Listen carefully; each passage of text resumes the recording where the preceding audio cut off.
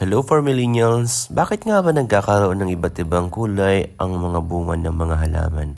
Halimbawa, nandito yung sili. Bakit nga ba may violet? Bakit may puti? Bakit may green? Naturally, ang sili po ay kulay green naman po talaga kapag ito po ay hilaw pa. Pero dahil po sa tinatawag po nating plant hybridization o yung patuloy na pag-i-improve po ng mga lahi o variety ng mga halaman, ito po ay nagkakaroon ng iba't ibang kulay. Ipagbigay na lang natin halimbawa yung mga sili. Ang sili po at yung talong ay magkapamilya. So silang dalawa po ay pig breed gamit po ang pollination upang magkaroon po ng offspring po na kulay violet na bunga ng mga sili dahil po sa katangian na galing po sa talong. Pero tandaan natin for millennials na ang hybridization ay iba po sa genetically modified organisms.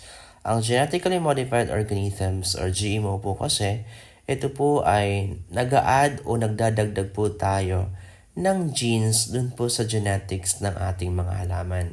Halimbawa po dito yung ating corn.